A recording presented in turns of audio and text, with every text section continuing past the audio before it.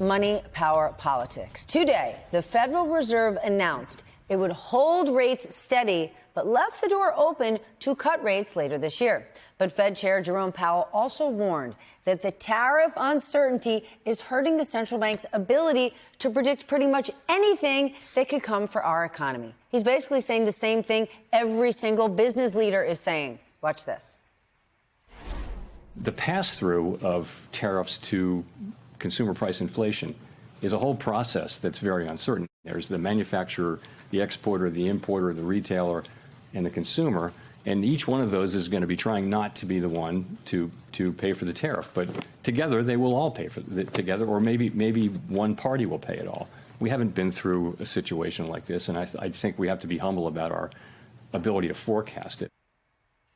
Charlotte Howard, executive editor and New York bureau chief for my husband's favorite publication, The Economist, joins the table now, along with the nightcap.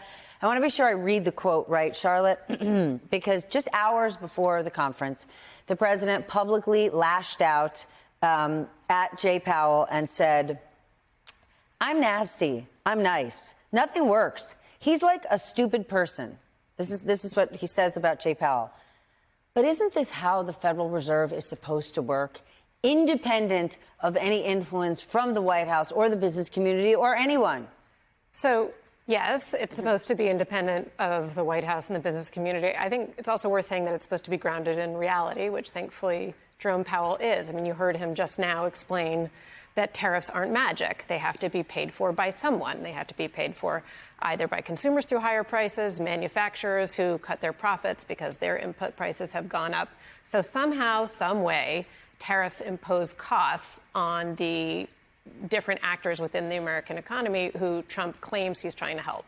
And so the other part of the Fed report today that I thought was noteworthy, in addition to the difficulty forecasting anything, in addition to the fact that they held rates stable and didn't kowtow to Trump by lowering rates, is they did expect higher inflation and higher unemployment probably later this year. So that stagflationary environment is very hard to handle and points to a real looming problem, I think. So even though Elon Musk a week ago said he overreacted, he shouldn't say such mean things about Trump, he regretted it, Elon Musk saying 2 weeks ago Donald Trump's tariffs are going to tip us into recession, we got data today that kind of supported that.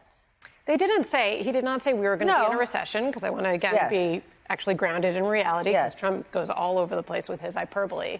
But I do think that if you talk to any serious person, whether it's Jerome Powell, a business leader, no one thinks that the tariffs as imposed by the Trump administration unilaterally, chaotically, are good for the American economy. Even if you judge the tariffs on Trump's own terms as a way to bring back American manufacturing, it's counterproductive because, of course, manufacturers depend on foreign imports. And as he said earlier in the show, this whole thing about the 90-day deadline, we've got 3 weeks now until that 90 days is up. Scott Bessent is saying, well, maybe, we'll have ongoing negotiations with people who are good actors, negotiating in good faith.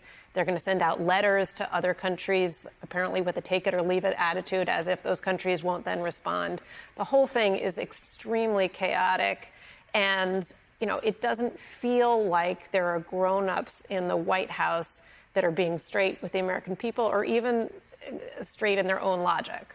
I realize that the American people aren't digging into every single element of this, but if there is lots of evidence supporting why the Fed should cut rates, then won't all fingers point to Donald Trump when they don't? The Fed cannot cut rates when the landscape ahead is uncertain. And the only reason it's so uncertain is because we don't know what Donald Trump is going to do. So there will be no one to blame but Donald Trump for the Fed not taking action. Am I wrong? No, I think you're entirely right. Something Charlotte What did you say? I said, I think you're right. I just couldn't hear you. Oh, sorry. Were you surprised that I thought you were right? I'm always telling you I just really like to hear it. Yeah, I'll say it again. Charlotte said earlier, that Jerome Powell has to deal with reality. And I think it's worth pausing on Powell for a minute. He's been an extraordinary public servant. He's not in his job to get rich.